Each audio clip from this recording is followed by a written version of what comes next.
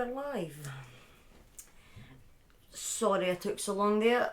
I'll be completely honest with you. I was watching Hired Gun and I was playing Evil Dead. Conch, thank you so much for the raid, my guy. Really appreciate that. Really looking forward to next week's movie. Because you are blowing it out the water with these movie nights. I swear to God, you really are. Right. Thank you very much, Mr. Modman. Evening Purple.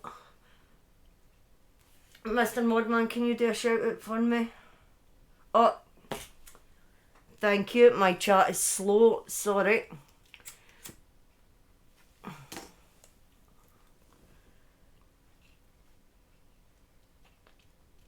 Yep, no problem. But no, thoroughly enjoyed it. It was nice seeing some of the older pictures of band members that look bands that I grew up with and listening to, and it was nice seeing the older pictures of them and the old footage and stuff. So it was a really interesting movie. Right, so let's get the legalities out of the way. As always, I've got to remind everybody that this story is strictly for mature audiences only and not suitable for viewers that are under the age of 18 or those that have a nervous disposition. If you are new to the channel and you like what you see, then please do hit that follow button, and then you'll find out whenever I go live, which is normally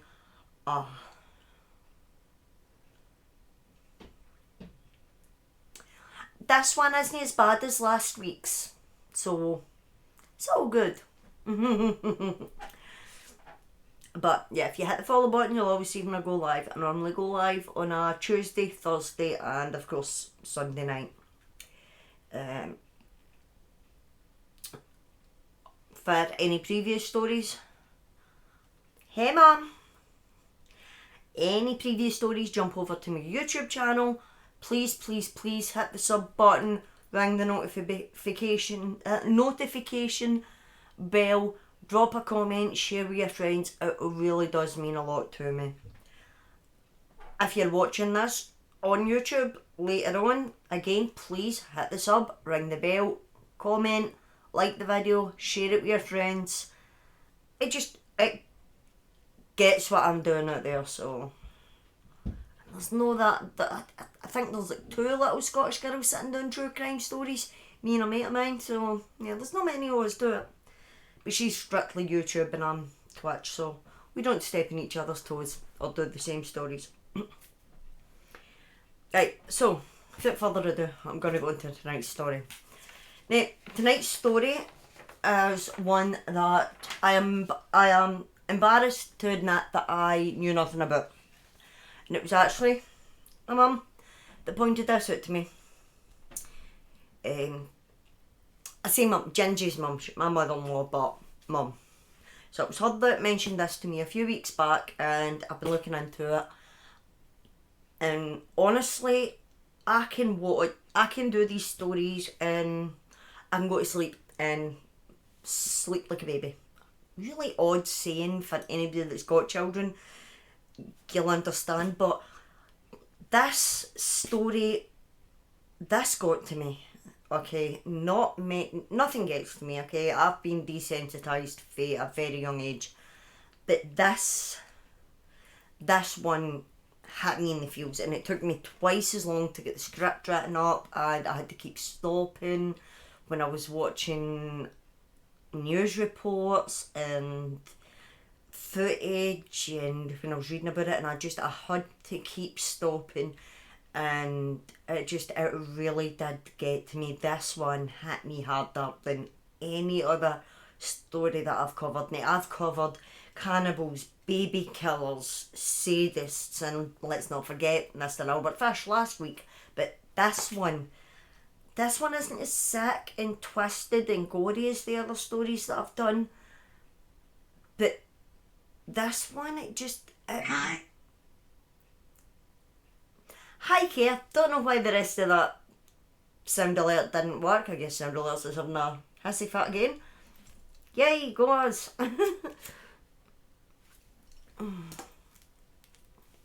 But yeah, this one got to me. And I've got a Harry Potter cushion on my back and I need to keep it there. But can I get it in there? Right, so now I've always said that the reason I tell these stories and why these stories, however hard they are to hear, need to be told is so that we learn from our mistakes and that we can make sure that these things never happen again. Yeah, I think somebody else is playing up again, don't worry about it. Now think about it this way, right? Albert Fish, horrible, horrible man. But if he was in an orphanage today, displaying the signs and the characteristics that he did back then when he was only 5 years old, somebody would have noticed that and they would have known what to do, and maybe then young Fish would have gotten the help that he needed rather than being ignored and being allowed to turn into the monster that he became. Now, thankfully, on a whole, society has learned. We've learned so much over the last century alone. We've made so many advances in science and forensics that even when these killers do strike, they're usually caught pretty quickly. I mean, think about this for a second. Now we covered this story a few weeks back. If Jack the Ripper had been out stalking and killing ladies of the night in modern times, he would most likely have been caught. Because look at Peter Sutcliffe, the Yorkshire Ripper. Look at, I can't think of his name off the top of my head, but the Manhattan Ripper. They were both caught relatively quickly, whereas Jack the Ripper never was. So, if he'd been working today as opposed to back at the end of the 19th century, he would probably have been caught. So that alone is a testament just to how far we have come. But it's not only the advances that we've made in the criminology side of things, but mental health care has advanced. So much so that we're able to spot people who might go on to pose a threat, not just to themselves, but to others. And we're usually able to spot it quite quickly, like when they're young children or at least young adults. And again, most of the time with therapy or medication, they can get the help that they need. And if those options aren't successful, then we can care for them as inpatients at state-of-the-art facilities rather than the old Bedlam-style mental institutes that once people were treated. But I say treated, they were treated worse than animals, let's be fair. They were pretty much just put in there, hidden away as some kind of embarrassment and forgotten about rather than being helped. So we have come a very, very long way in the last 100 years. Now 100 years in the grand scheme of things, it really isn't much time, and the advances we've made they're astronomical. I mean, we've went to the deepest oceans, we've went into the stars, and we've had men setting foot in the moon, and we've sent rovers to Mars. It's amazing how far we've come as a society in the space is such a short space of time, just 100 years. That nowadays can be the average lifespan of a human when you think about it. Sorry, I will one day get this cigarette to stay lit.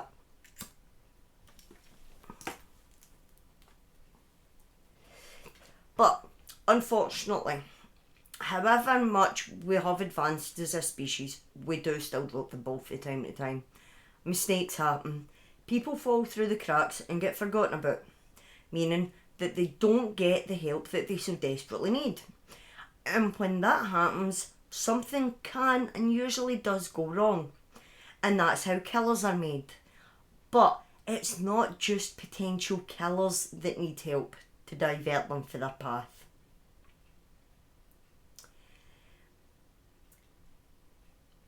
In some cases, if the victims had received the help that they needed, instead of being ignored and forgotten about, then they might not have become victims in the first place.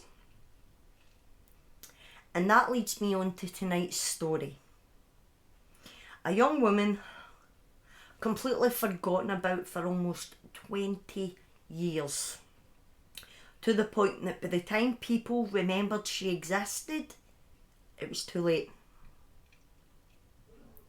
And the worst part of this is, if it wasn't for the fact that a large sum of government money was involved, she would probably still be forgotten about today. Now, not only that, but tonight's story also does something that I didn't think was possible. I mean, I didn't know, call me naive if you like, but I didn't know that you could be convicted of murder if there's no body. I didn't know that. Doesn't happen very often. There's maybe a handful of cases in the UK where it has happened, but it doesn't happen very often, but it does happen. And also, even if after you have been convicted of murder, now this is just a new law that has came into force in Scotland. I don't know about the rest of the UK, but it's came into force in Scotland. If you've been convicted of murder and you've been sentenced to however long in jail, if by the time your parole hearing comes round, even if you have served your full sentence, you will not be paroled unless you tell the police or whoever where the body is or what happened to the victim.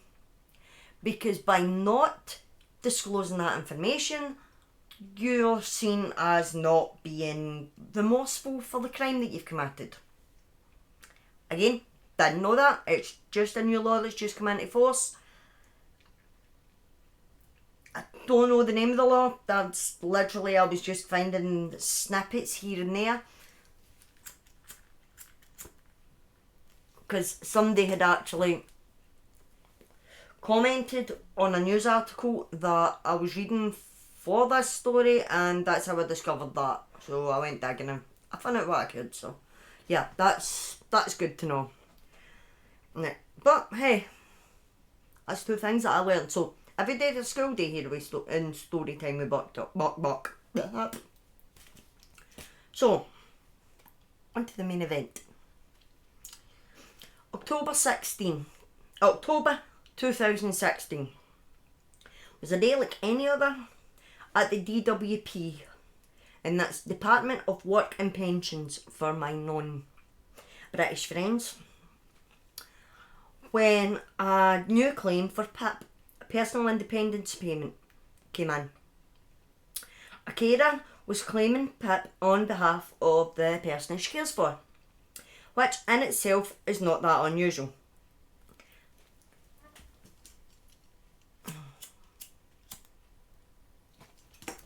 Thank you, Conch.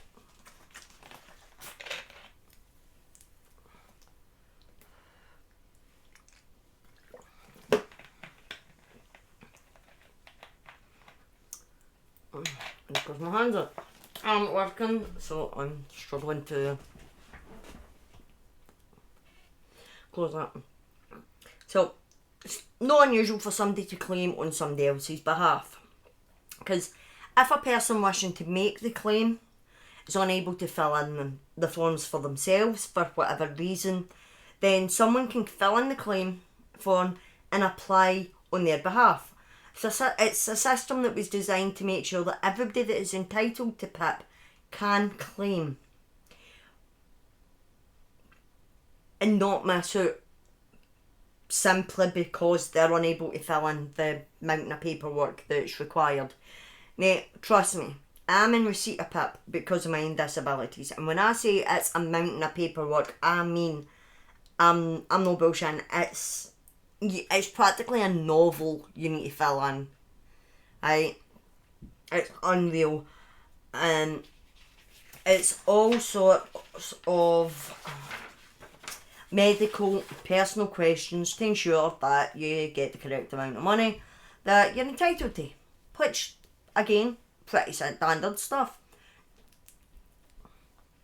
So, the application for PIP was received, and it paints a very sad picture of a woman aged 36 who had so many health and learning difficulties. She couldn't read or write, hence why her carer was filling the forms in for her. She was a self-harmer and had difficulties with food to the point that someone had to sit with her as she was eating and needed round-the-clock supervision because she had been caught eating out of the dog bowl. The forms also state that the woman in question refused to wash and had to be physically taken for a shower when she started to smell. She would also make what she called jam sandwiches when she was on her period. I'm not going to explain what that is, that's self-explanatory, but she would then offer these jam sandwiches to people to eat.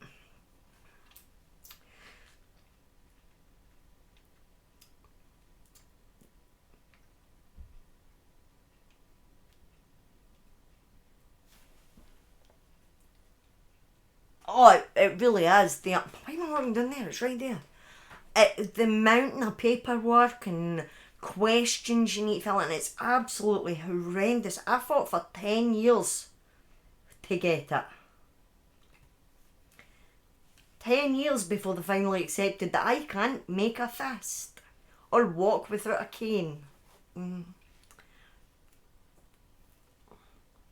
But all in all, this 36-year-old woman was living a pretty sorry existence. So it makes sense that her carers would be applying for PIP. Now, at the time, they would have been receiving what was known as disability living allowance for the women, but in 2016 they started making the change for everybody to go from disability living allowance over to personal independence payments. So everybody had to reapply, essentially. So that's why the application was made. Now, like all cases, the DWP handled this one no differently. They made an appointment to meet with the woman and her carers to conduct a face-to-face assessment of her and assess her needs before they made their final decision on her claim. Standard practice. Obviously, mine happened during COVID, so it was done over the phone, but you can either, before the phone, it was either you went to an office, a DWP office, or you got an in-home assessment that they offer, but obviously because of COVID, it was over the phone. But this was 2016, so it was a face-to-face assessment to assess this woman and her needs, which, pretty standard stuff. However, no one attended the appointment. You know what? I'm done. No one attended the appointment. And when a staff member at the DWP noticed that the appointment had been missed, they became concerned for the woman. Well, the woman's welfare, and contacted social services to raise their concerns about this really vulnerable adult. Social services went to the woman's known address, which was Seacroft Cottage, Inverkip, Scotland. The moment or a couple of years ago, in 2016, but this story comes right up until last year, April of last year, I believe. So yeah, this is the most recent story I have ever done and will probably ever do. But I'm doing it because the case was closed. If it was an open case, I wouldn't be touching it. So, the woman's address was Seacroft Cottage, Inverkip, Scotland, which is a mere 25 miles from where I'm sitting right now. Which is maybe another reason why this one hit me as hard. Because it happened literally just down the road and I didn't have a clue until Mum mentioned it.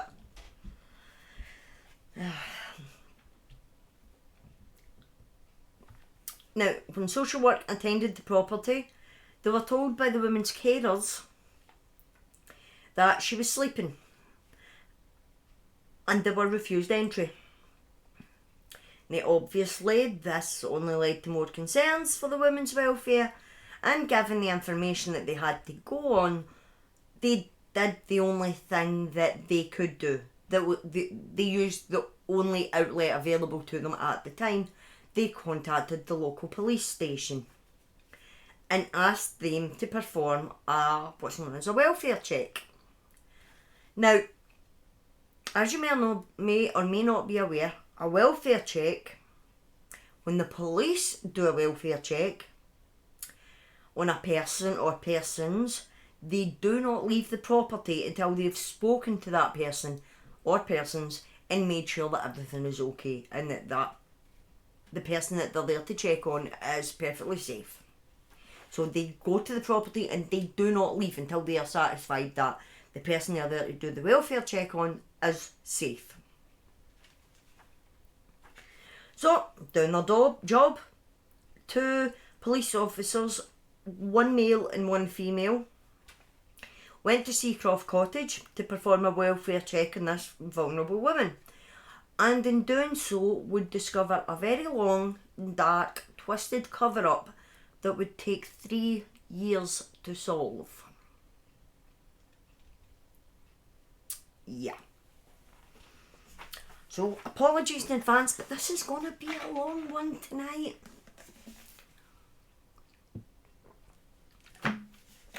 So, during the ad breaks, do use that opportunity to jump to the toilet or go grab a drink or stretch your legs. So, upon arriving at Seacroft Cottage, the police informed the woman who answered the door, an Avril Jones, that they were there to perform a welfare check on Margaret Fleming, who they had reason to believe lived at the property. Nick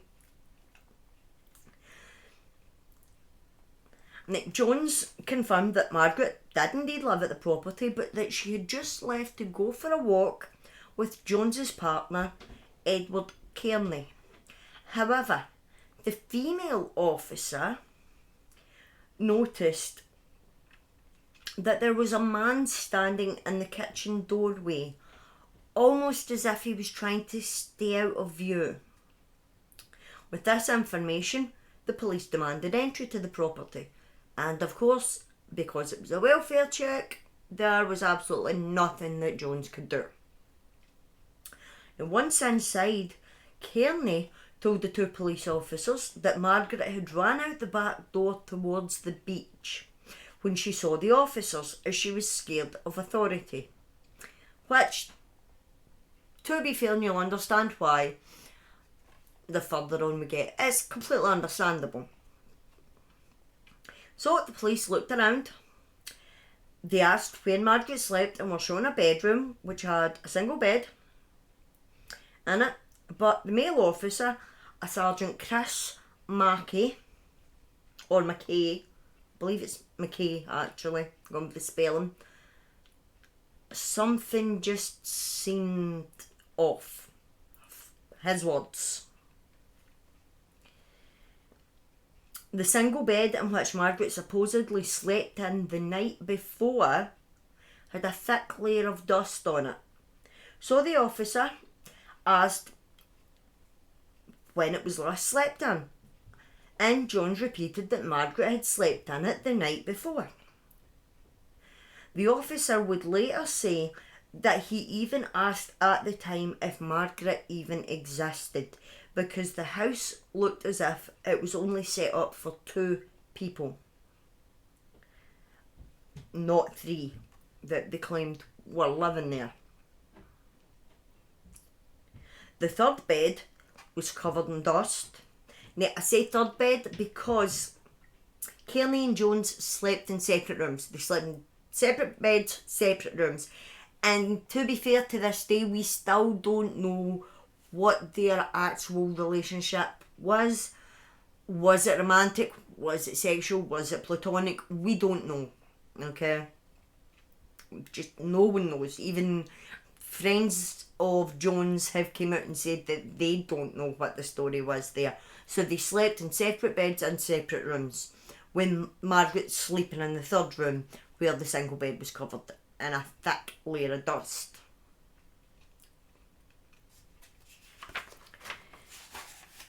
And there were only 2 single chairs in the living room, both facing the TV, and to him it appeared as if there were only 2 people living there, that being Jones and Kearney, and that Margaret certainly didn't live there.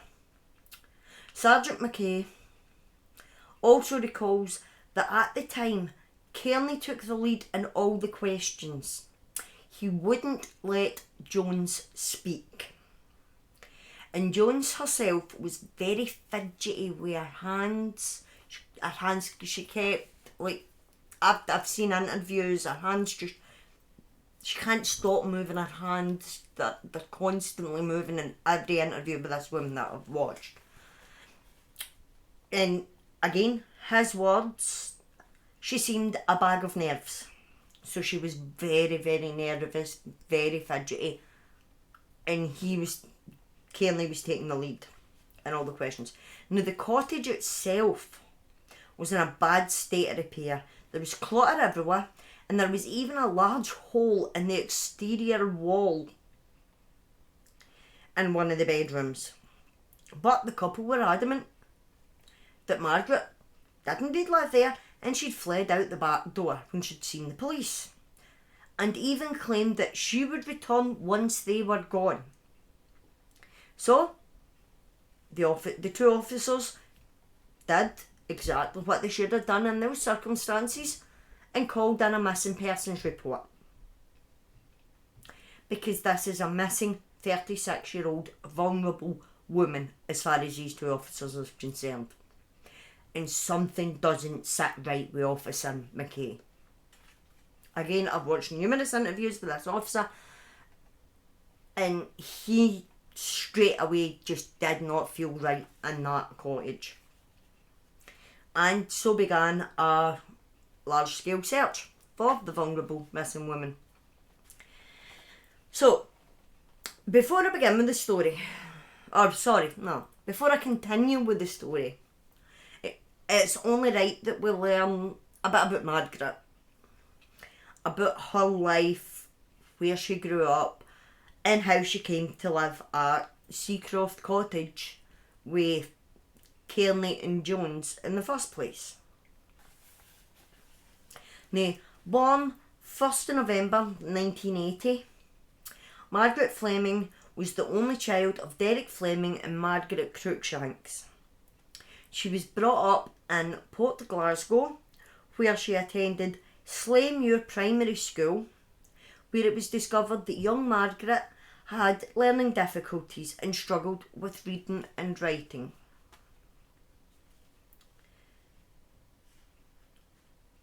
She required extra support, and that would continue once she started attending Port Glasgow High School. So they always knew that this little girl needed extra help. Again, I've watched interviews with primary school friends of hers, and they say that she was lovely, she was friendly, she was bubbly, she had a smile that lit up the room, but she was just a bit on the slow side. So she had learning difficulties and struggled with reading and writing. In January 1993, her parents divorced, and aged 12, Margaret would leave her mother at the family home to live with her father and his parents. Her mother described her as having a temper and being difficult to handle, quite the contrast to the quiet, shy girl that she was at school. Her relationship with her mother was strained at best, but she was really close to her father. So it's no surprise that she chose to live with him in the divorce. In 1995, her English teacher, Elizabeth Brown, wrote in Margaret's end of year school report, Margaret Fleming has moderate learning difficulties. She works fairly well to her ability, but needs written instructions set out simply and gone over verbally. She also stated many years later, when talking about Margaret, that if you left Margaret on her own, she would do very little. You had to prod her to do the work. Her marks were all at the very bottom end of the school. Another teacher, Elaine Moore, would go on record to say she was quite isolated. Her and her dad were a wee unit. She was concerned about him and he was concerned about her. Mr. Fleming, a tradesman originally, who retrained as a lawyer, was so concerned for his daughter that when he was diagnosed with terminal cancer, he hid the truth from her. Even when he was admitted to the hospital, he refused to tell Margaret the truth behind it. On the 20th of October 1995, Margaret's mother took young Margaret, now 15, to Inverclyde Council Social Work Department for a meeting to discuss Margaret's behavioural problems, which included arguing with her elderly grandparents.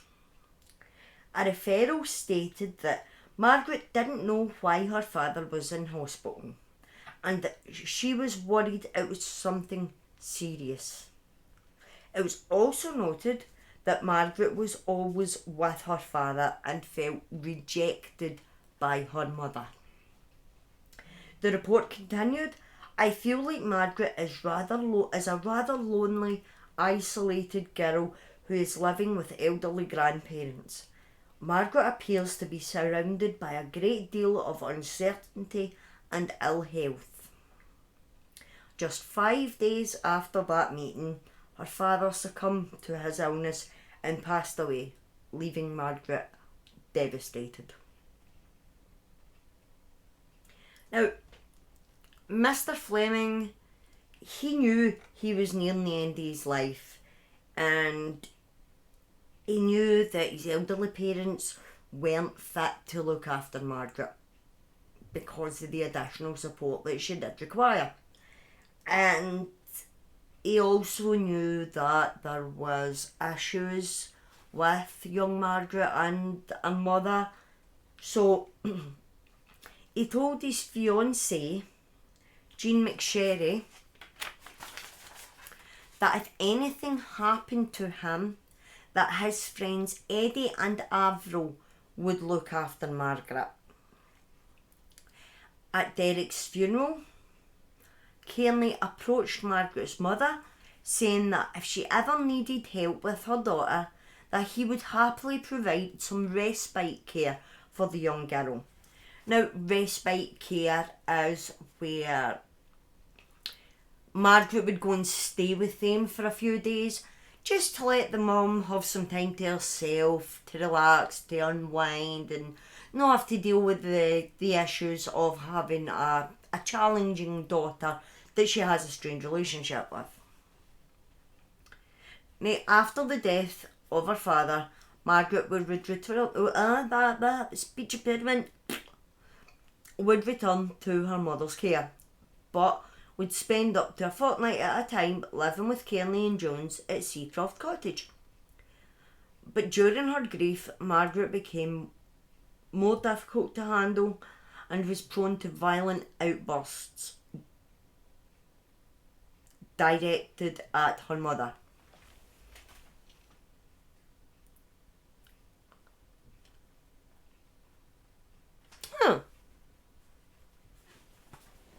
Well, I know it is uncommon. I know that whether it has just passed or it's just going through, I know that there is that law in place that if it doesn't already, it will prevent killers from being released until they confess to where the body is.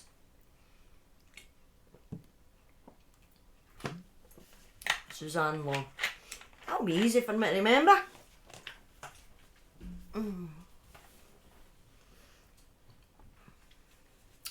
Now, a month after the death of her father, Margaret would be allocated a social worker by the name of Denise Monroe. Now, Monroe said of Margaret, she was quite a naive girl, quite vulnerable, quiet, lonely, sad, and did not have many friends. She also said on record, when I went to the house to pick up Margaret, I would have a conversation with her mum, who found it difficult. She had lived on her own and had an adolescent girl who was missing her dad. Ms Monroe continued to support the pair until she went on maternity leave in July 1996. By this time, Margaret had enrolled at James Watt College in Greenock, and on the outside she appeared to have settled down.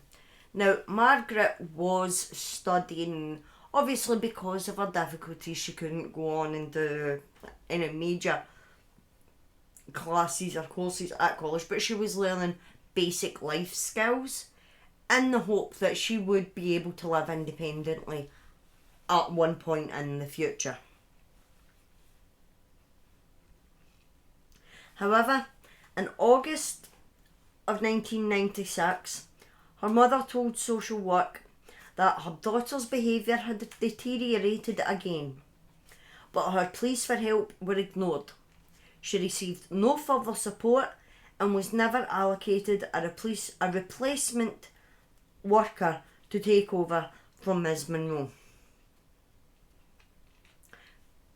Now, this is in August of 1996. Margaret was still only 15 and social work washed their hands there. No, don't get the resources, tough shit, you're on your own.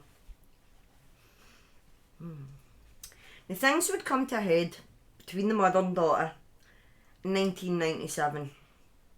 Margaret was staying at Seacroft Cottage when her mother arrived to take her home. The teenager, however, refused to go with her mother. And Kearney and Mrs Cruikshanks, Ms Cruikshanks, had an altercation which led to the assault of Ms Cruikshanks at the hands of Kearney. Miss Cruikshanks left Seacroft Cottage without her daughter and called the police. The police went to visit Kearney and Jones and Margaret, but were satisfied that the girl was safe, and because she was over the age of 16, they were unable to force her to return to her mother. And with that, Kearney and Jones became the legal guardians of Margaret Fleming. No charges were ever brought with regards to the assault, and after receiving a letter stating that the young girl didn't want to see her again, Mrs Cruikshanks effectively forgot all about her daughter. She never saw her again, never spoke to her again, and she just went on about her life as if Margaret had never existed.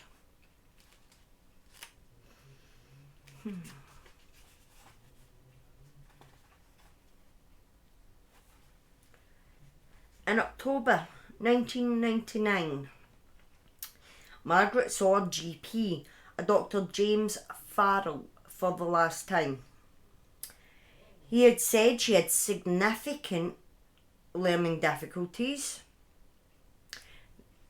Yeah, really does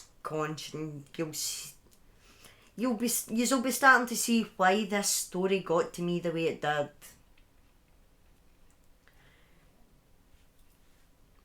Now, the doctor said that she had significant learning difficulties. Now, bear in mind, when she was in secondary school, Our teacher said she had moderate learning difficulties. Now, don't know how this happened, but apparently going to college made her learning difficulties worse because they are now severe. And she might also have Sotos syndrome, which is a very rare birth defect, but no official diagnosis was ever made. He also said that she was socially and educationally isolated and referred her to a psychologist. So the doctors got concerns. Dr. Alan Smith made several attempts, I'm assuming this is a psychologist, made several attempts to see Margaret before Christmas of 1999. However, he was completely unsuccessful. On the 17th of December 1999, Margaret visited the home of Jones's brother, Richard, and this would be the last time anyone other than Kearney and Jones would ever see the girl. Ms. Cruikshanks received a letter from Jones in 2000 saying that Margaret had ran away from home to be with a traveller. However, no one saw fit to report the 19-year-old vulnerable young woman as missing. This is a 19-year-old who is now incapable of looking after herself, has run away to be with a traveller, and no one thinks to report her as missing. Not her carers, not even her mother.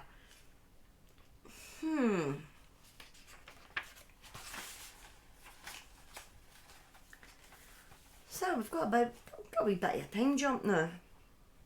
June 2012. A benefits investigator attempted to see Margaret, but Jones said that Margaret had refused to see her. So the investigator said that a duty social worker should visit the property to check on the vulnerable woman. But, surprise, surprise, no one ever did.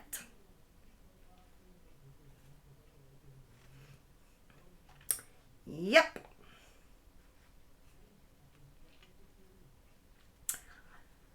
Yeah. Now, fast forward to October 2016. Almost 17 years have passed since the last confirmed sighting of Margaret, and the police have now launched a full-scale search looking for the now 35-year-old woman. And it wasn't long before the police realised that no one in the local village of Inverkip had seen Margaret in over 16 years. And many of the residents didn't even know she existed. Even people who had witnessed Jones doing the family shop would say that she was only shopping for 2 people. That there was not a third person living at Seacroft Cottage.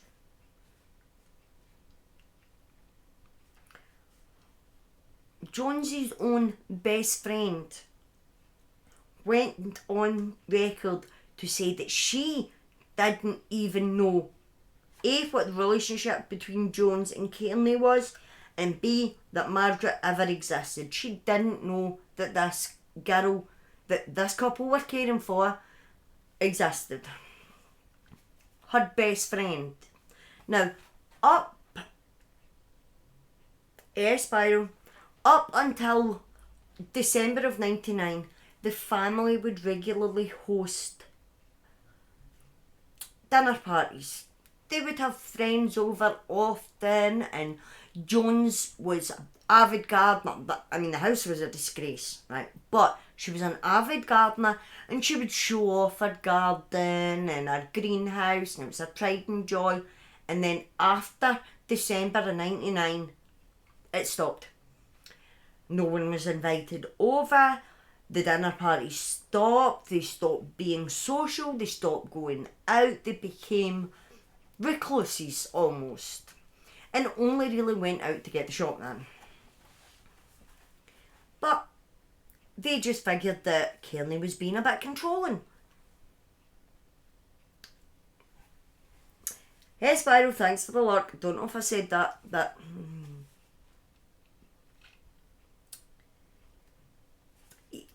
And as I'd stated earlier, even the cottage showed no signs that the woman lived there. In fact, the only evidence that the woman even existed was the fact that there was benefits being paid in her name. But even they were going into an account that belonged to Jones. For 10 months, the police searched high and low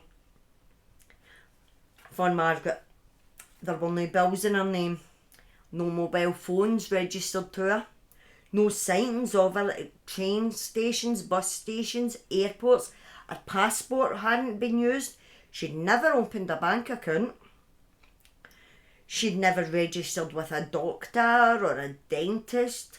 She'd no social media presence whatsoever. It seemed that she simply vanished off the face of the earth.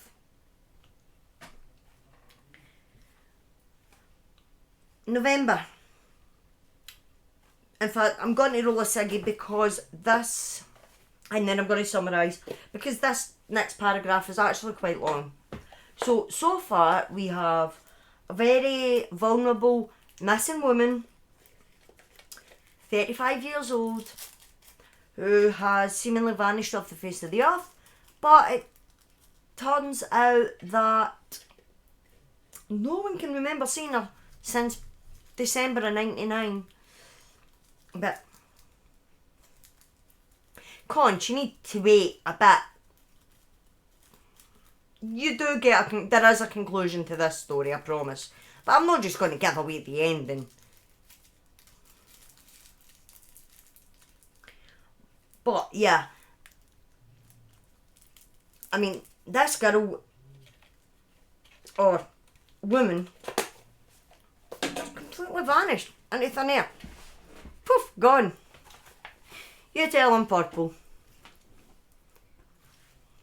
But this was a woman who had medical needs and she hadn't even been to a doctor since December of 99. So, sorry, this is a long paragraph, so I'm going to take a wee drink now as well. I did try and break it up as much as I could, but there is so much information on this case and it's just... And I would love to say that next week's is going to be shorter, but I've already started researching for it, and it might not be after all. I thought that was going to be a simple, straightforward case. I knew this case wasn't going to be simple and straightforward, but I thought next week's was. I was wrong. Very wrong. But I love stories like that. So, anyway, November 2016. I need an easel to set this on. We've got the range. Well, I'm glad to hear that, Conch, because next week we're actually going across the ocean. We're going to America for a rather unusual story over there. But I'll talk more about that at the end of this one. Right, so, November 2016. The missing persons case arrived on the desk of BBC News reporter Suzanne Allen, who followed up in the case and found it rather strange that this woman, who no one other than her carers had seen since December of 1999, appeared to have simply vanished without a trace.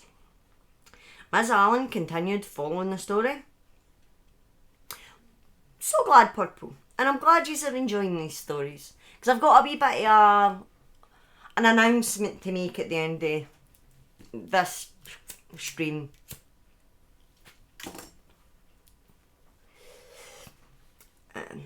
So, Ms. Allen continued to follow the story and to continue reporting on it.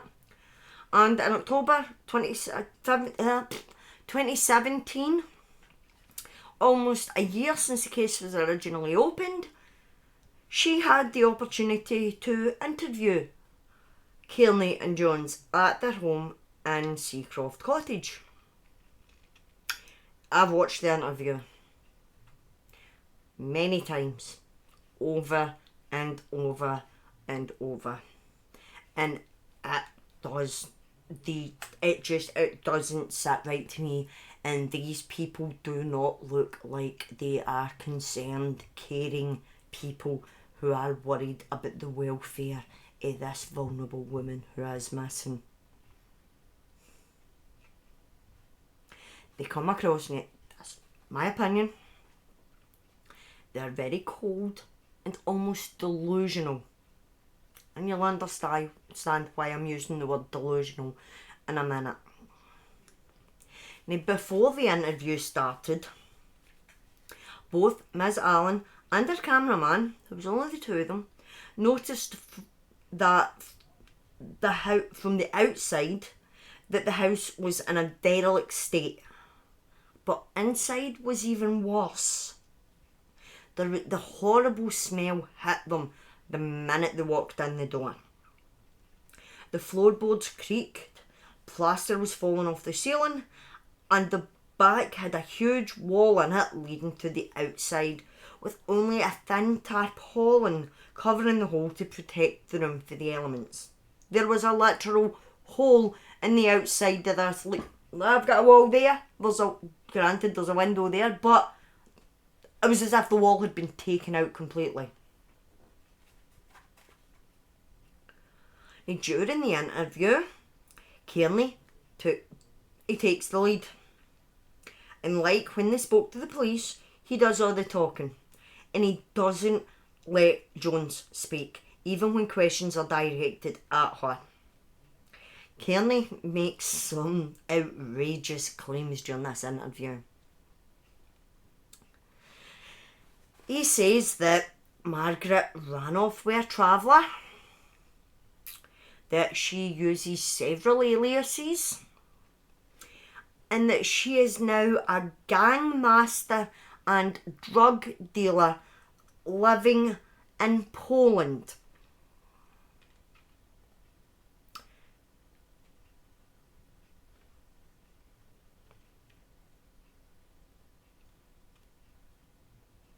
Now, please remember that just the year before, they had described this woman as being in such poor mental condition that she was eating out of a dog bowl and was self-harming and ripping chunks of her own hair out. She is now running a criminal empire in Poland. It gets better. Kearney also claimed that he and Jones were being treated like suspects, and that this was all a set-up by the Masonic Lodge, and that the police were in on it, and that Margaret was very much alive and well, and they speak to her often, so much that they had spoken to her 7 or 8 weeks earlier. When asked if they had reported this to the police, they said yes, but the police weren't interested, which seems very unlikely considering this is a missing vulnerable woman who has been missing, by all accounts, for almost a year.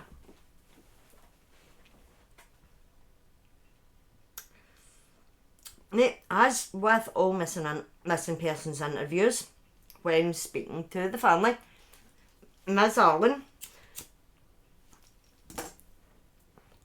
asked Jones, who had been quiet the entire interview,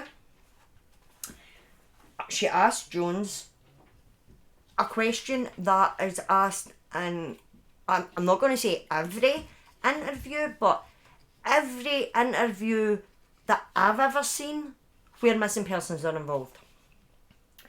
What would you say to Margaret if she was watching?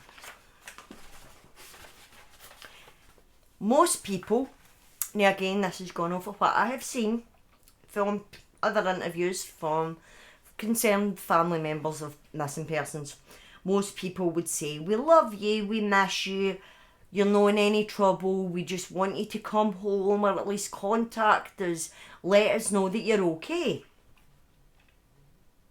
But no, Johns. She sat there staring, mouth open, at the camera in complete silence. She never uttered a single word.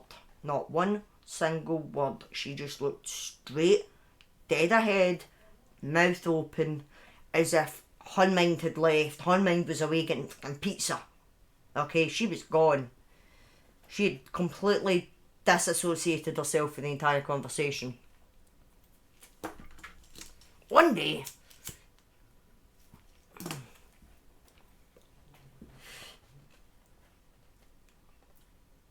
and even Kearney, who hadn't shut the fuck up all interview, kept spouting his garbage all interview, he didn't answer the question either. Now, after packing up, Ms. Allen and her cameraman left, and on the drive home, they agreed that the interview was very strange. And it turns out that everything they heard, they only believed one thing that came out of the pair's mouth.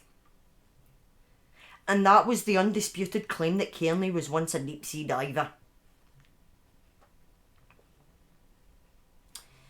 That was the only thing he said that they believed.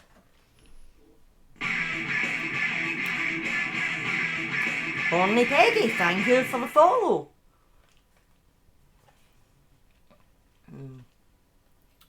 Now, the interview was broadcast the following day on the evening news. Again, like I said, I have watched the interview, and I am going to do this wee trick that I learned last week. I've watched the interview over and over and over again, and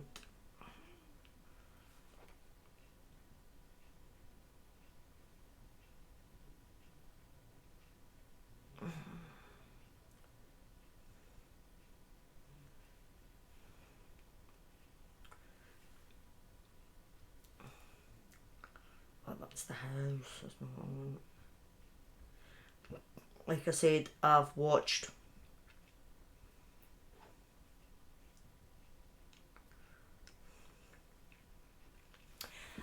this interview over and over again.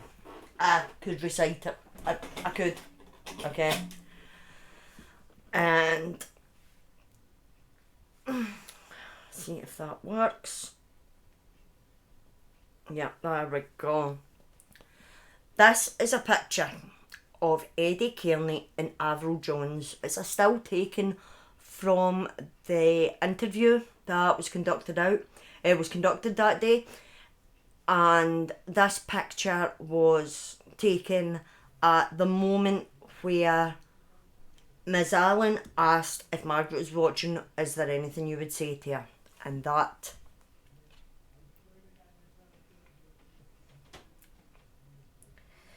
there is the look that woman had on her face the entire time.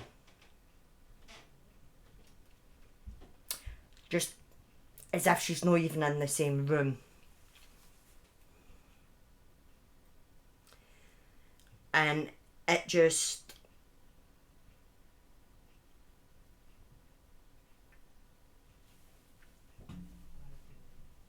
No.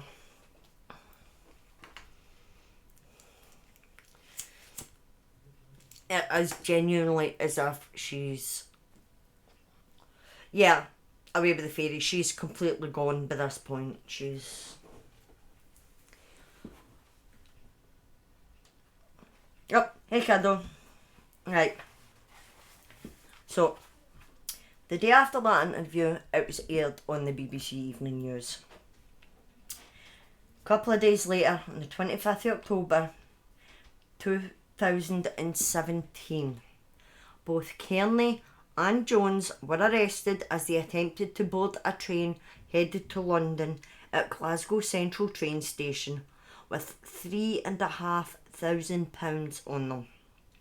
And they were both charged with the murder of Margaret Fleming.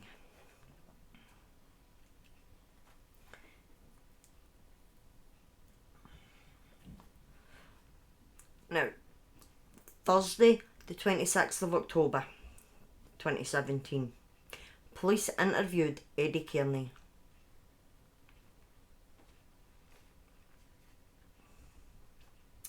I'm going to dignify that with an answer.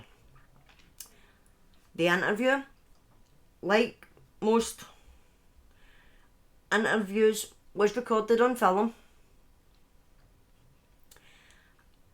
And 1 minute 43 seconds was released by the BBC, who have been following this case almost religiously. Bear with me a second.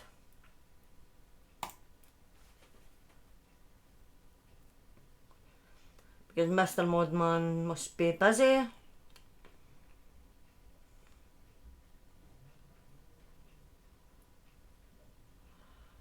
And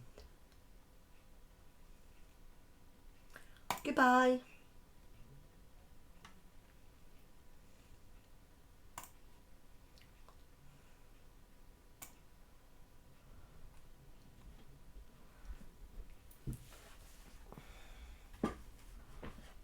Now, like I said, 1 minute 43 seconds was released by the BBC and is available to watch online. And I've watched it over and over again. Now, the following that I'm about to read out is a complete word for word transcript of that video, that 1 minute 43 seconds. And it consists of two people talking. One of them obviously being Kearney, and the other is the detective that is questioning him. Now look, I got bullet points and everything this time, man. I'm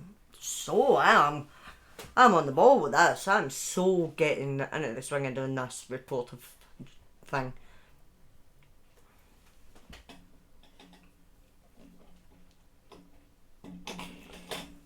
I mean, I've only been doing it since January, but it's become a doddle to me now. Maybe I should have been in another reporter in another life. But hey ho. So, the transcript. Now yes, I did sit and I watched, play, pause, all 2 nights ago to get it word perfect. Luckily it was subtitled, but I still had to keep playing and pausing, so bear with me. Could she still be alive? No comment. How would you describe Margaret Fleming? No comment. No description of her at all? No comment. There's a girl that lived with you for a number of years and you don't even want to describe her? No comment. Is there a reason you don't want to do that? No comment. Okay, do you get benefits at all, Eddie? I've no idea. Who would have an idea? No comment. I've asked you questions about benefits and you said you have no idea. So, who would have an idea about the benefits you get? No comment. Would it be Avril? No comment. Importantly, Margaret Fleming. Any questions about Margaret Fleming? No comment. Okay. Is Margaret Fleming dead? No comment. Eddie, are you involved in her disappearance and murder? No comment.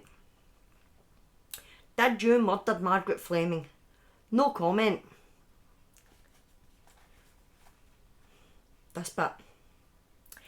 I don't know if it's a nervous thing, but again, such a crucial question and you're smirking. How is it a crucial question? Did I murder her? Is that what is that what you're saying? I'm asking you if you murdered her. No comment. Now during the entire video that I watched, can't say about the rest of the interview, but Kearney sat defiant, with a creepy, smug smirk on his face the entire time. And it came across, at least to me, like, type in Margaret Fleming murder. All the videos are there. Watch them yourself. There's even a BBC two-part documentary that I'll mention later on. Watch it for yourself and see if you agree or not. But it came across to me as though he thought he didn't need to answer any questions because there was no evidence against them. He refused to answer most of the detective's questions and was treating the interview almost like it was a game. I genuinely believe that he thought he would be back in his filthy, derelict cottage in time for his dinner. Or, like I said, that's the impression I got watching the snippet of the police interview. He clearly shows no remorse, no empathy, and has no respect whatsoever for the detective sitting across the table. It almost seemed as if he thinks at that time he's untouchable. No body, no murder, right?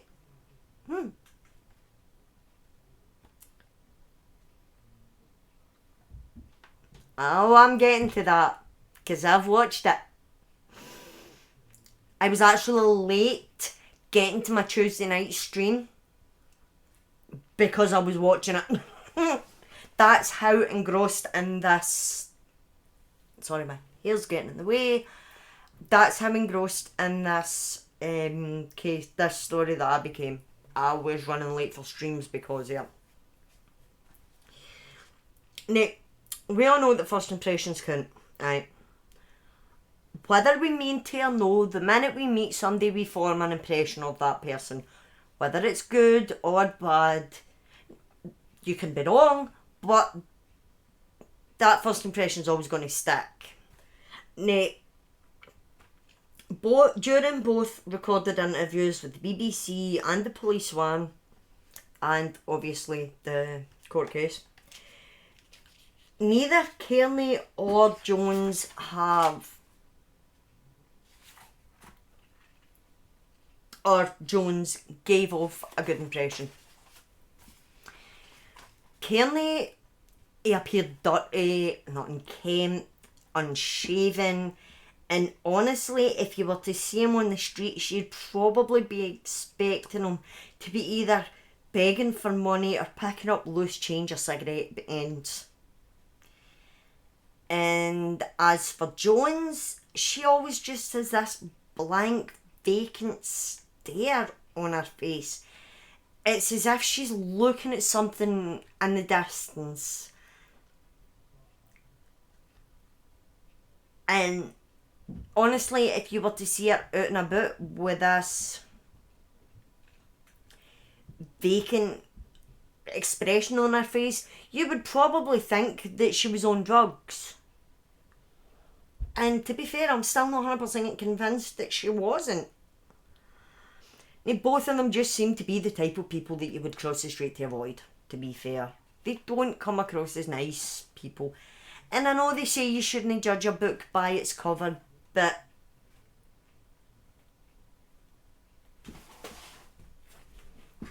and normally I agree, you shouldn't judge a book by its cover. But let's see if I can.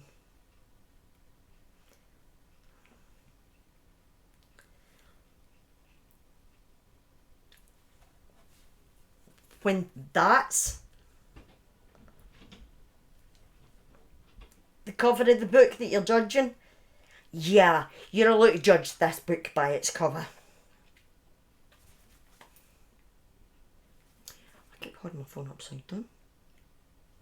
That's not what I'm looking for. Hang on, I'll do. No, in this instance, you're allowed to judge a book by its cover.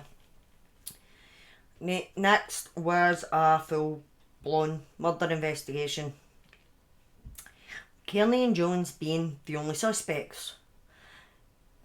The police had suspects and they had a motive, which was obviously Margaret's benefit money. but they didn't have anything substantial.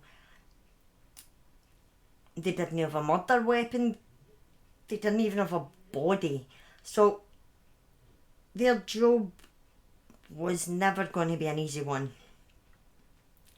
Seacroft Cottage was searched thoroughly, and that must have been a nightmare for the officers involved because the place was disgusting. No.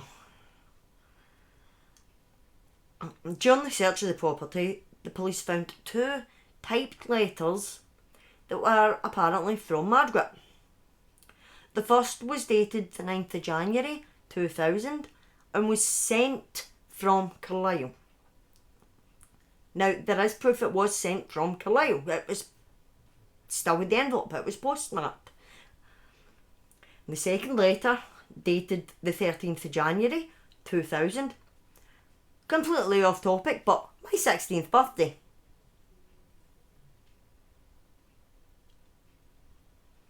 Oh, Jones, oh, definitely.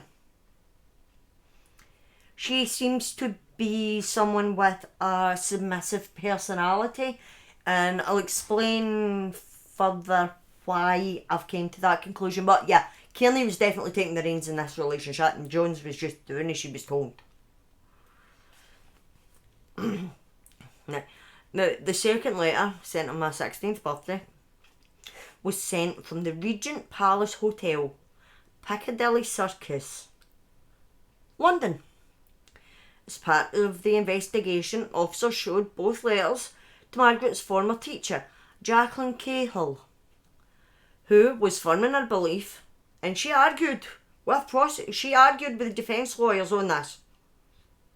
Margaret did not write those letters. Margaret could not have written either letter. She had literacy difficulties. She struggled to put pen to paper.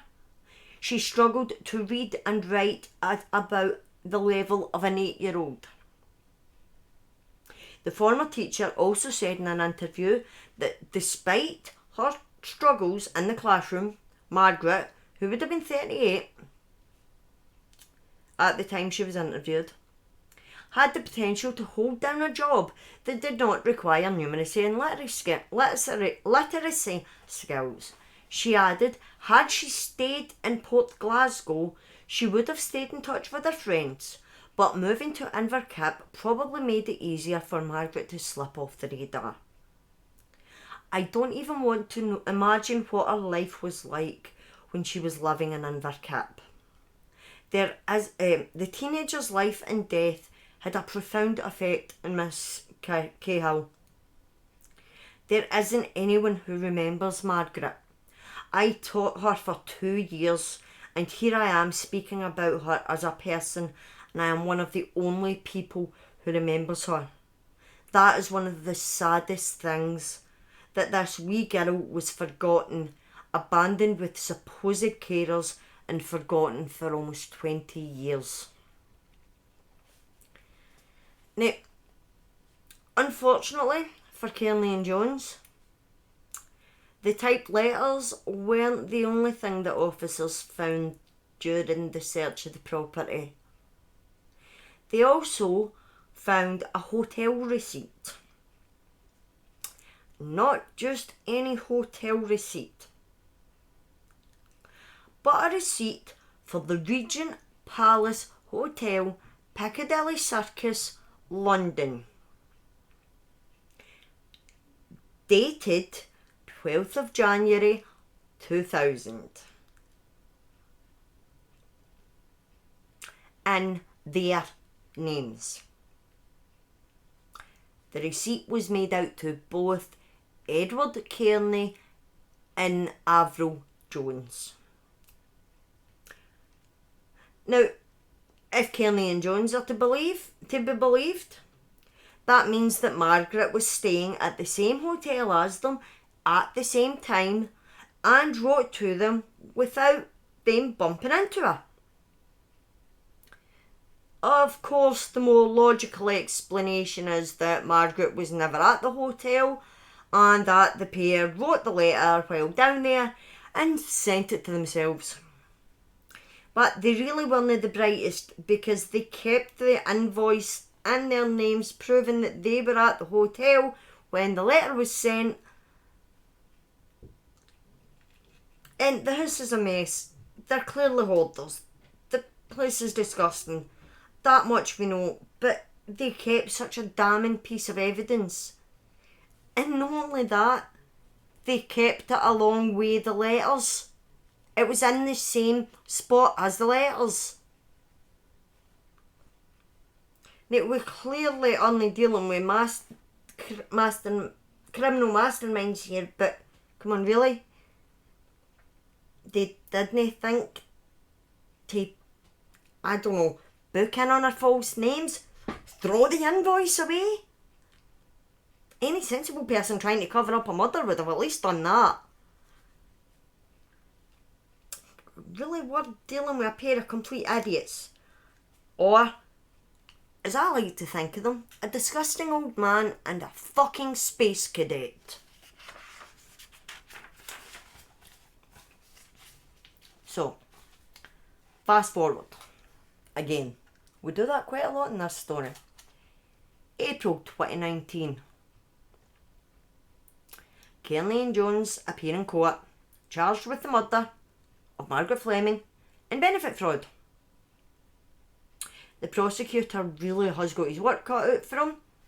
After all, he still doesn't have any real physical evidence on a body.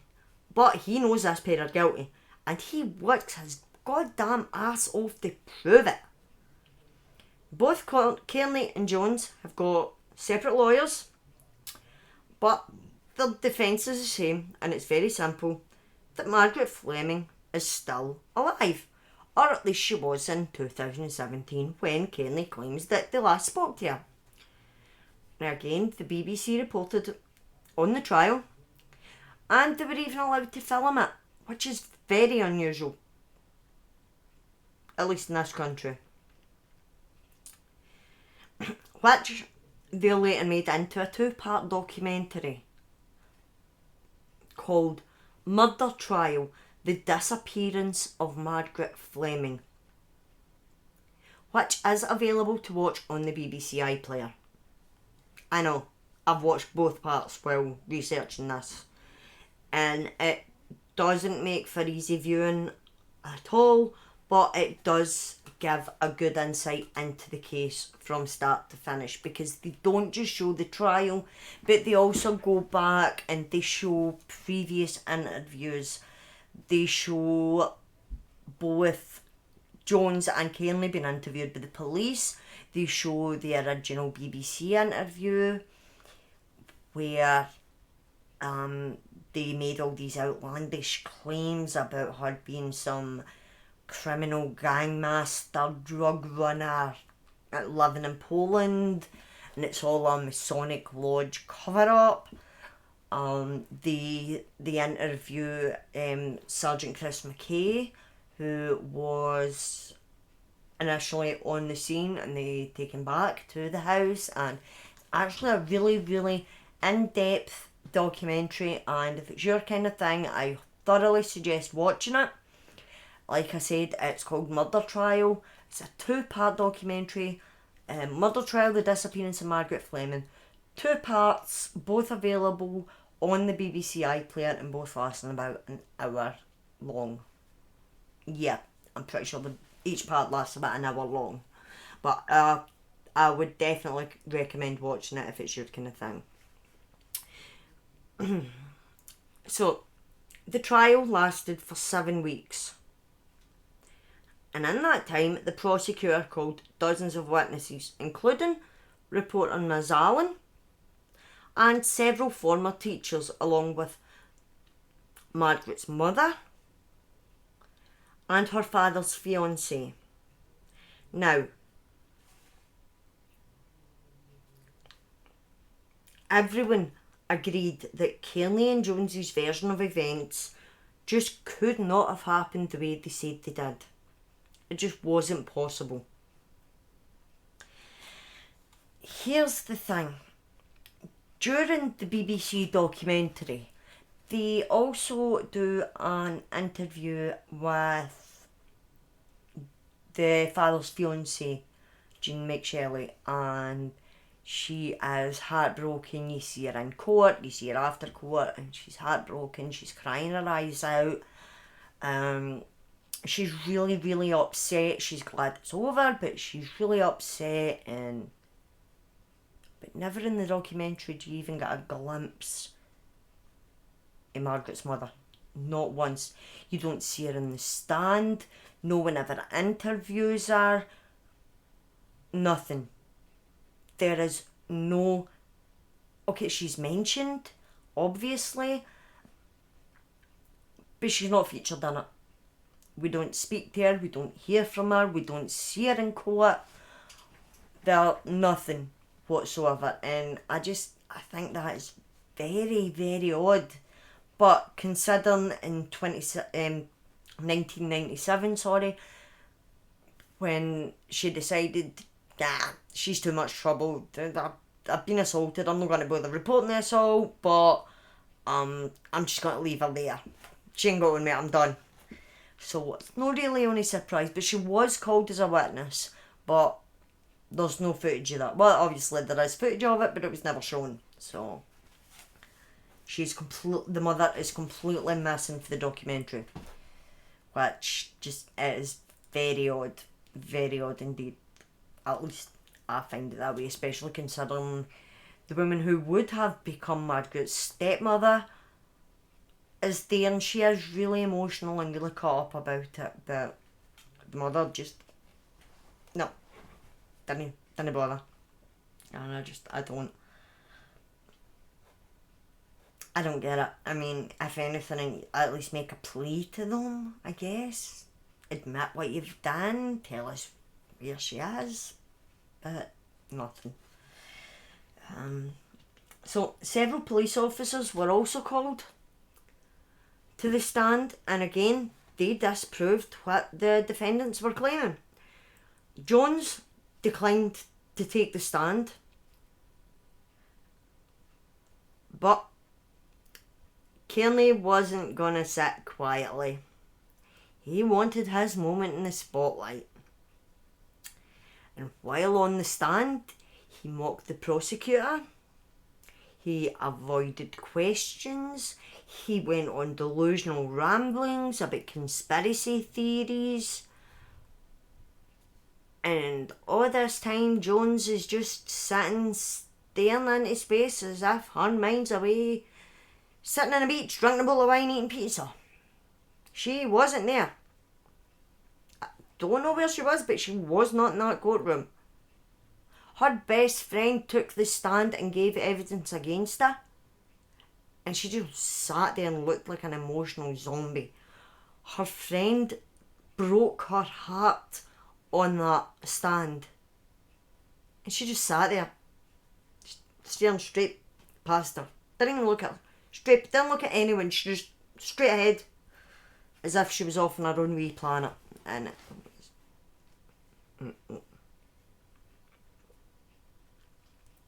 the witness statements, along with the fake letters and the hotel receipt, all proved to the jury, or at least the majority of the jury, because it was a majority vote, that the pair were guilty and had indeed murdered poor Margaret Fleming between the 18th of December 1999 and the 5th of January 2000.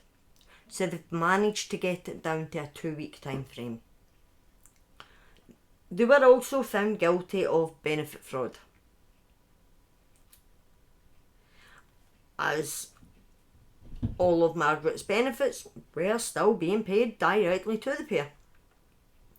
Now, the pair were sentenced to a maximum of 14 years in prison before they would be considered for parole, but even then, because of, as I've now learned, Suzanne's law, parole will only be, if that goes through, if it hasn't already, if that goes through, when that goes through, because I'm hopeful that it will, parole will only be considered if they finally admit what happened to Margaret and where her body is.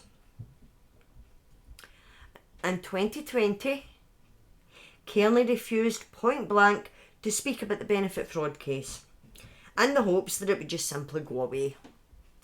Nah, no want to talk about it. Nah. When he was interviewed about it, no.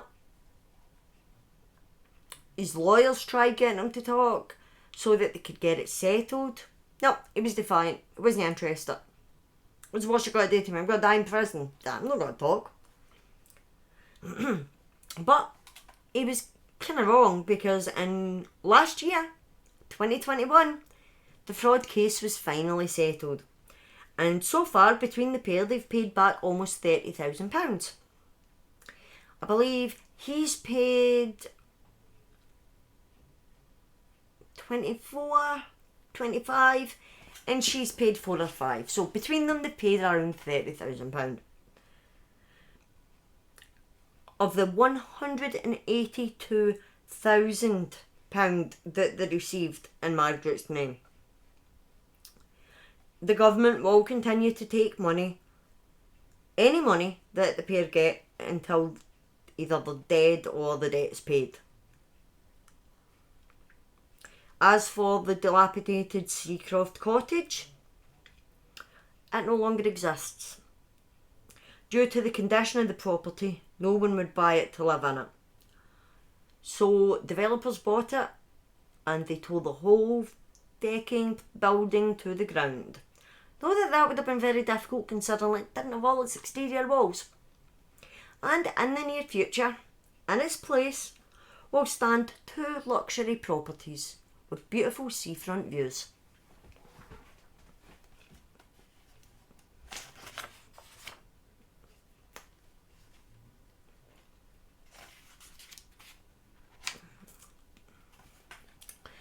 So, there you have it, folks.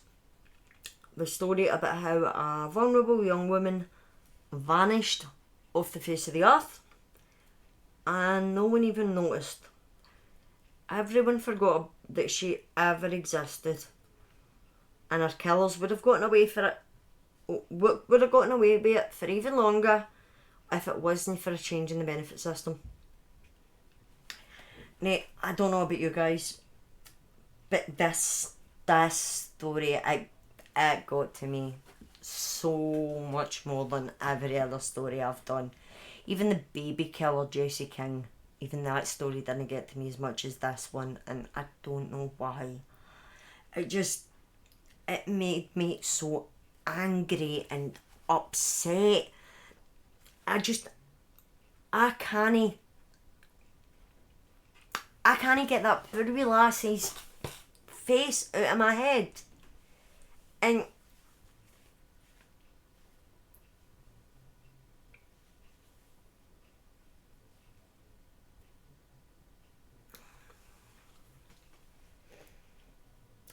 that is her here, there. That is Margaret Fleming. 19 years old. Now, that picture was taken before the atrocities that happened to her, where she had her hair shaved off, and they claim that she was ripping chunks out of her hair, so they shaved it off for her benefit. And before, she lost a lot of weight because she was quite frankly getting underfed.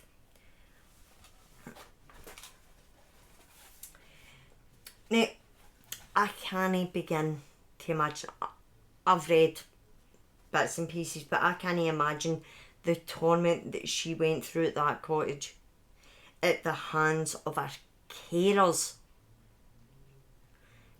People that her father trusted to look after her once he'd gone. Now, this man adored his daughter. She was the light of his life. Imagine if he knew what would become of her at the hands of the 2 people he trusted most with his beautiful little girl.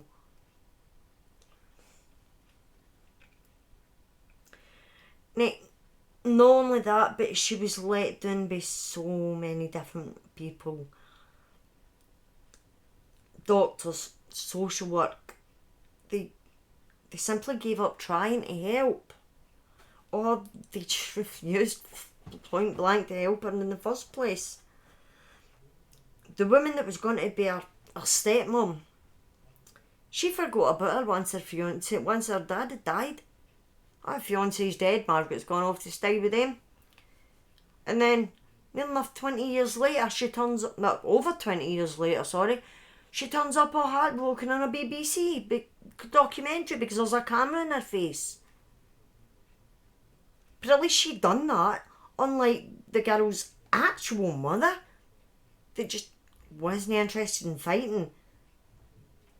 Because her daughter was a lot to handle, so she just didn't want to bother fighting for her. She wasn't interested. And then she couldn't be bothered to go on camera. I mean, the fiancé was bad, but the mum was worse in my opinion. The only person that ever gave a crap about that wee lassie was her dad. And he died when she was only 15. Meaning that she had nobody. And all those professionals and the family members didn't give a flying fuck about her. And they only her carers. And I use that term loosely because they were not caring for that girl. They enjoyed having the extra income.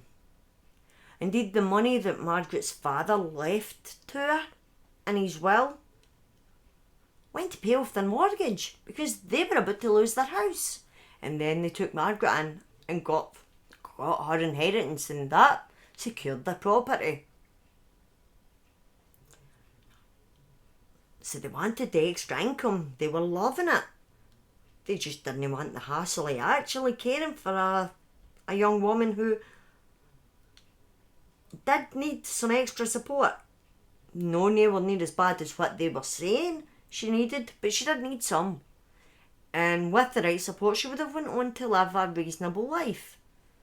But they wanted to make it look as worse as possible so they could get as much as possible without actually doing the work. And because of the neglect that she suffered, it made her worse. So they made her the thing they said she was, and then they couldn't cope with looking after her. So in order to keep the money without having to care for her, they just killed her and covered it up.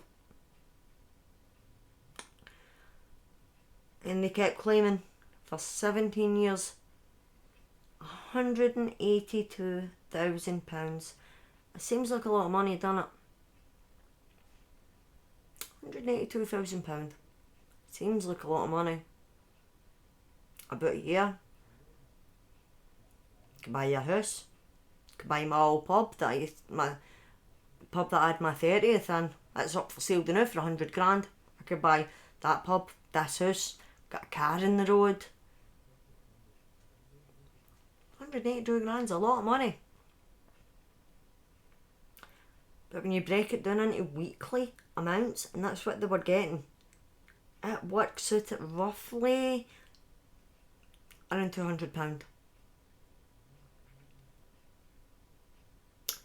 They killed a vulnerable young woman for an extra £200 a week. Most of us spend more than that on gig tickets and a night out, or rather, not just the tickets, but the tickets in the night out.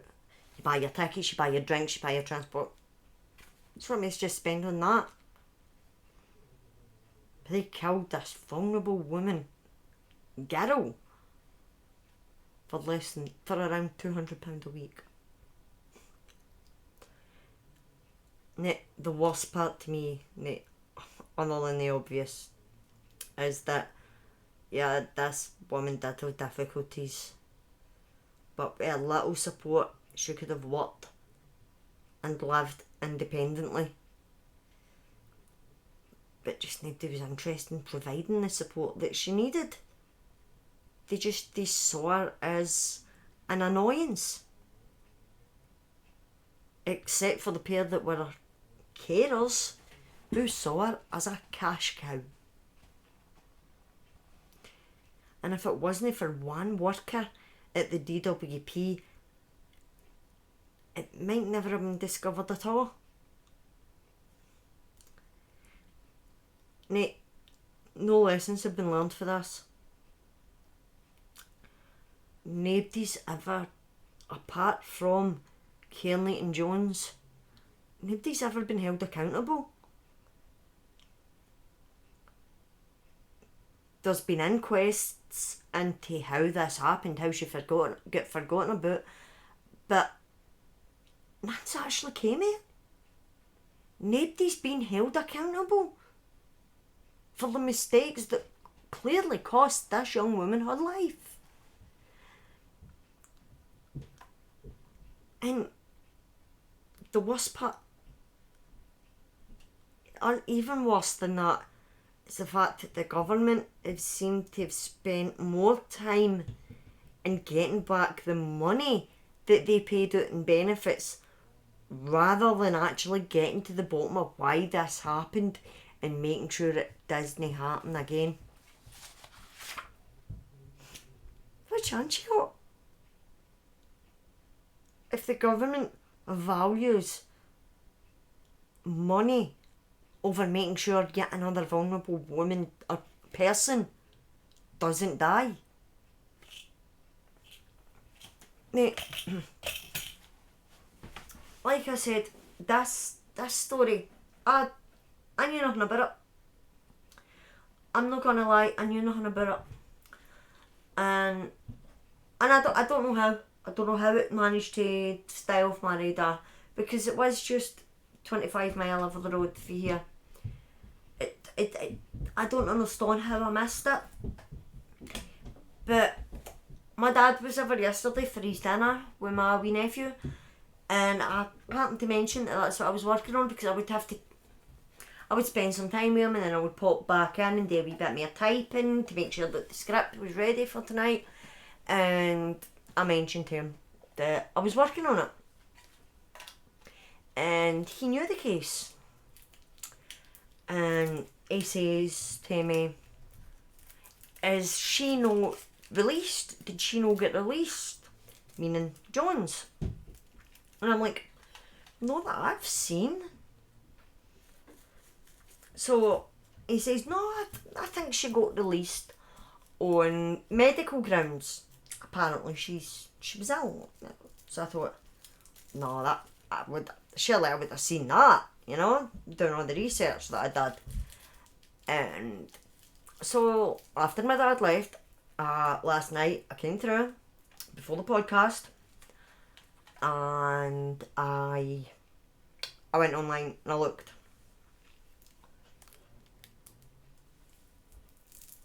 And I couldn't find anything. She's not been released. She is still in prison. But to what you were saying, Mum, I agree with that. And I did say I would come back to it. So I am. In prison, Jones seems to have latched on to another prisoner, a woman who is inside. I can't remember her name, but she seems to have latched on to this woman who is inside for bludgeoning her husband to death with a hammer back in the 60s. I think it was the 60s. Like I said, I wanted to make sure that this woman wasn't out of jail. So yeah, I found that interesting, that yet again she's found someone that's a strong personality and she's latched onto her, which does lead me to believe that she has got a submissive personality. She needs someone to take charge, to tell her what to do, when to do it, and that's why her and Kearney worked so well. But he was delusional.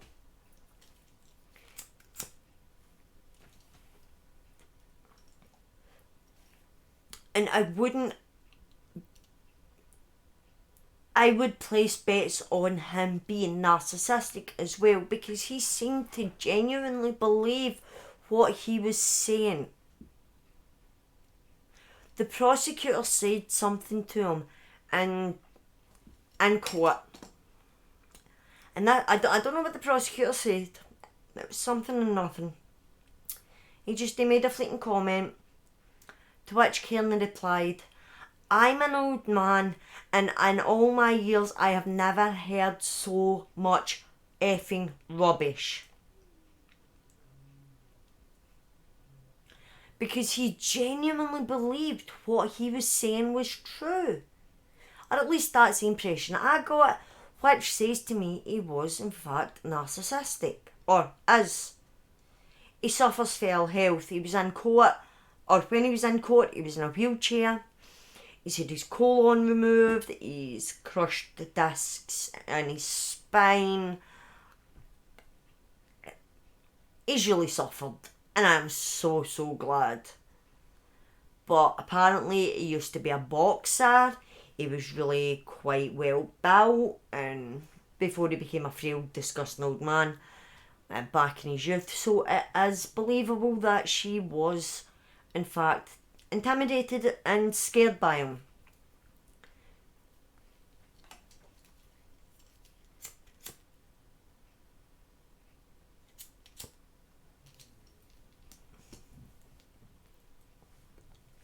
Yeah.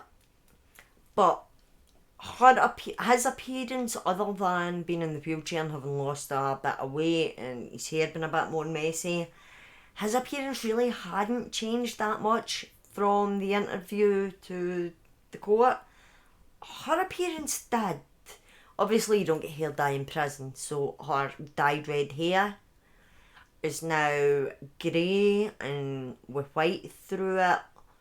Long, straggly, poker straight. And she's really thin, but she still had that vacant "I'm not in this room" stare. I don't know what's happening around me, and it just... But luckily neither of them have been released, and he won't be. And he was 77, I believe, when they went to court in 2019 for the murder. So there's no chance he's making it out. I mean, if he was 77, that would make him what? 93? 91? Yeah, 91. After he served his 14 years. Taking Suzanne's law into consideration, who knows? But it's very unlikely that he's going to get out. She might, once she gets wind that he's died, she might give up the location of Margaret's body in order to secure her release, but I don't know. But at least neither of them are getting it in the very near future, if at all. But like I said, this one got to me, and it's unusual for stories to do that, but this one really did, and yeah. But it happens. Sometimes doing what I do, I'm going to find stories that just take their toll, with this obviously being one of them. I'm thinking that as well, to be honest with you. He was... The only truthful thing he said was that he was a deep sea diver. So he would, even at his age, or bearing in mind in 99, he would have 99, early 2000, he would have been a lot younger, a lot healthier, a lot fitter. He would have at least physically been able to make sure that she was taken out to sea and not found.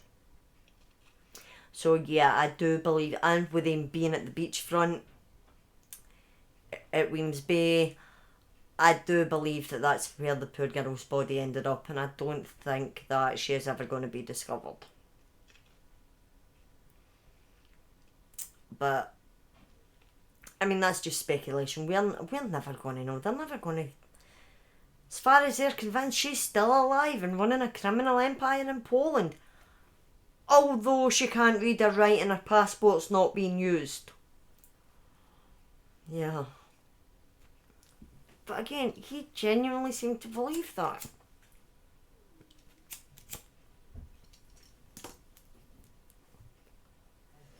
So yeah, I do believe that they used his skills to their advantage to dispose of Margaret's body, and that she is at the bottom of the scene.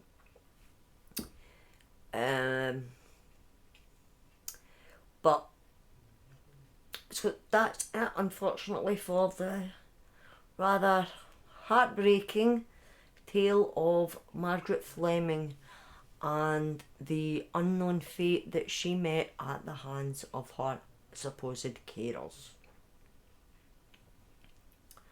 We're never going to know what really happened to her, and unfortunately, other than the killers, no one seemed to have been held accountable for the fact that she was completely forgotten about for almost 20 fucking years.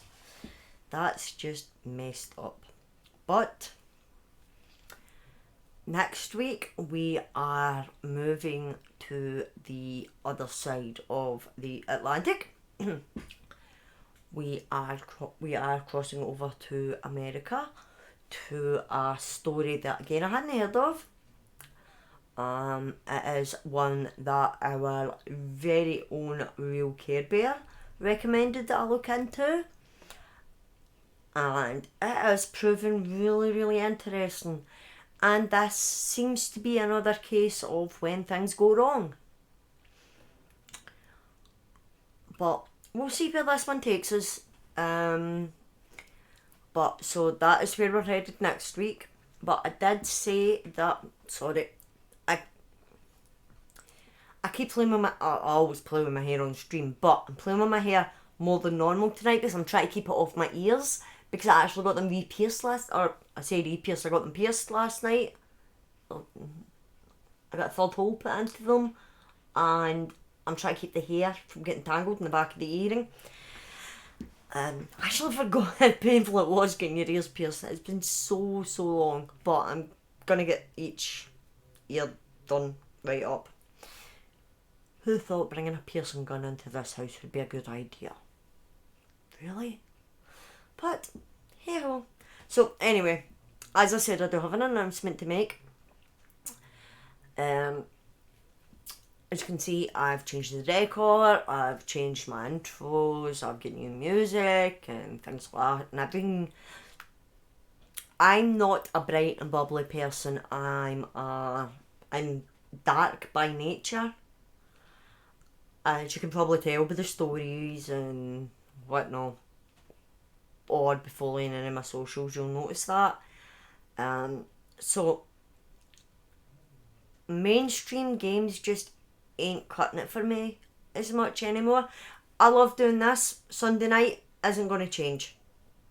Okay? Just want to put that out there. Sunday night is still going to be me sitting telling you a story. And unfortunately, because of the way the world is, I'm never going to run out of source material. So, Sunday night is staying the same. But Tuesdays, Thursdays, obviously Thursdays at the minute I'm playing through the original Resident Evil game, which I'm thoroughly enjoying. That is, however, coming to an end. But I think I'm going to move on to Resident Evil 2. But I'm going to move away from the mainstream games, because I love Call of Duty, I love Warzone, I love Apex, I love Fortnite. I love Battle Royale games in general, but everybody's doing them, and to be honest with you, as much as I enjoy playing them, they don't stream very well, and it's not me. So, moving forward, I'm going to be going to insert Star Wars joke here, the dark side, if you will. I'm going to be sticking to dark horror indie games like that. I've seen a few games that I want to get. Like I said at the start of the stream, I was checking out the new Resident Evil, which I was lucky enough, I'd saved up enough Microsoft points, it cost me next to nothing. I've seen another couple of games that I want to buy. I'm going to start playing through. I might even start doing some day streams, but it's going to be games that I like.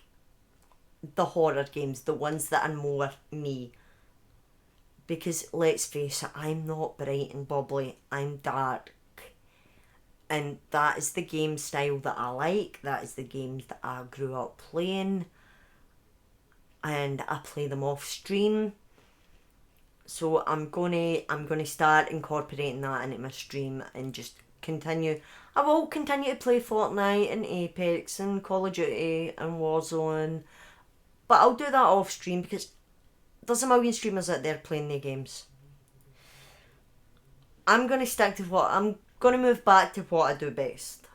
Like I said, the Sunday night stream is staying the same, but for the rest of the week, with the exception of the Saturday where I'm in the podcast over on the Ginger Ones channel, with the exception of that, and a Friday's day off. But I'm going to mix it up, I'm going to go back, I'm going to do some day streaming as well, and I'm going to stick to what I love best. And I love horror, I love dark, I love macabre, all the weird and wonderful. And I've got a few games in mind, so yeah. So I'm going to move back to that, I think. So I think that's where I'm happiest. So we'll watch this space. Get some interesting games coming this way. But that's me for tonight. I am back, of course, on Tuesday with what normally Fortnite. It will not be Fortnite. I need to change my schedule. I'm not going to say what game it is, but it is a horror game. It's one that I've been asked to play and I do own. So I was lucky enough to get it on release free from Xbox. So I'm going to play through that. Mr. Modman is back tomorrow with Fortnite. I will be in his stream, so I will still be playing the mainstream games. But he's back tomorrow with some Fortnite. And I will be back. Well, we're back on Saturday for the podcast. Please, please, please, if you don't already,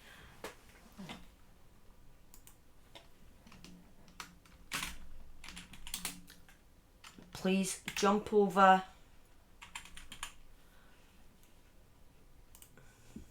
follow Ginger Minnie, check out his Saturday stream, the podcast. It's just a new thing we've started doing and it is bloody hilarious. It's just me, him and a few others just sitting on Discord call with the cameras sometimes on, sometimes off, just talking nonsense, for lack of a better term. And it's funny and it gets people in chat interacting and it's so much fun. And I will be back here next Sunday night with a story that I really don't even know how to begin to explain because it fried my head. But I'll be back next Sunday with a very interesting story from over in America. And it's set in the early 90s. It's actually set before I was born. So that's quite fun. But until next time, stay safe, look after each other, and if you've got a vulnerable family member or friend that you haven't seen in a while, then please, please check in on them, make sure they're okay.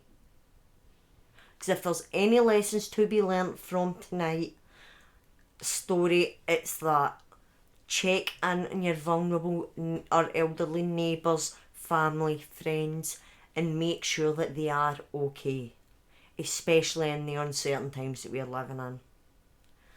But until next time, bye bye now.